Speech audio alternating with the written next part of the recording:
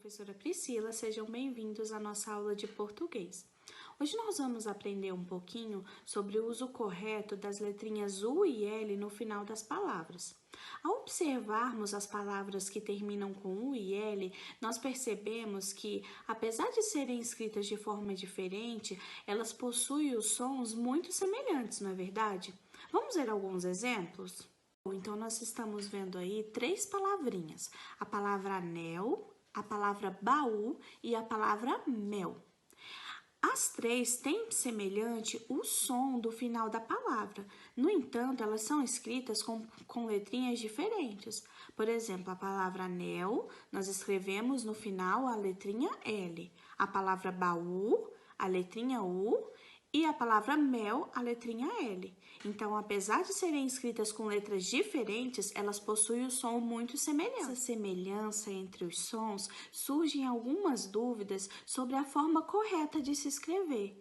Então, a gente se pergunta, quando é que a gente deve usar o U no final das palavras? Quando devemos usar o L no final das palavras? Então, tem alguns pontos que nós vamos considerar hoje que vai nos ajudar a facilitar no entendimento do uso correto do U e do L no fim das palavras.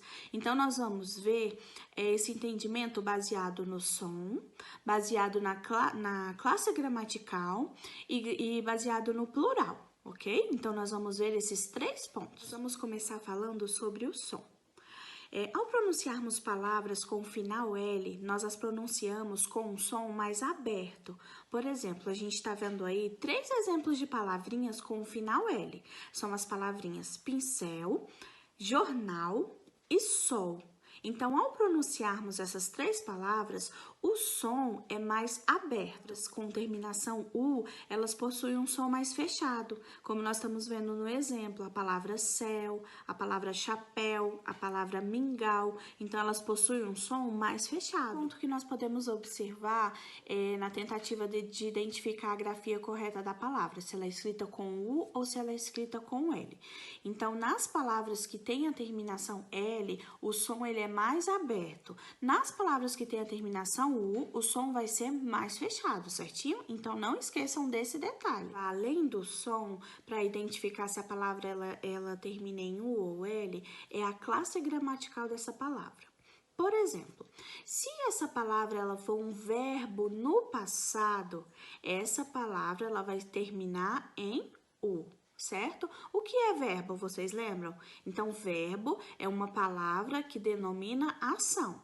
Então, se essa palavra estiver se referindo a uma ação que já aconteceu, uma ação do passado, essa palavra irá terminar com a letra U. Que nós temos aqui: escorregou, dançou, cantou. Então, são verbos que se encontram no passado. É uma ação que aconteceu anteriormente. Então, essas palavras serão escritas com a letra U. A L, ela vai ser empregada no final das palavras na maioria dos substantivos e dos adjetivos. Então, vale lembrar que é na maioria, na maior parte, e não em todos os substantivos e adjetivos, certo? Mas a maioria dos substantivos e adjetivos vão terminar com a letra L. Tem aí a palavrinha cachecol, que é um substantivo, a palavrinha anzol, que também é um substantivo, o adjetivo legal e o adjetivo genial. Então, ambos terminam com a letra L e não com a letra U. Bom, o terceiro e último ponto que nós vamos estudar para poder facilitar a identificação se a palavra é escrita com U ou com L é por observarmos o plural da palavra. Mas como assim? Como observar o plural da palavra vai nos ajudar a identificar se a palavra é escrita com U ou com L? O que acontece? Quando a palavra original é passada para o plural, se a palavra, ao ser passada para o plural, finalizar com a letrinha S, então a palavra original, ela será sempre escrita com a letra U. Nós estamos vendo aí dois exemplos desse ponto. Por exemplo, a palavra chapéu. A palavra chapéu, ela é escrita com U, por quê? Porque ao ser colocada no plural, a palavrinha passa a ser chapéus, certo? Acrescenta-se um S no final. Então, sempre que acontecer isso, a palavra original irá ser terminada com U, certo? Outro exemplo que nós estamos vendo aí é a palavra mingau.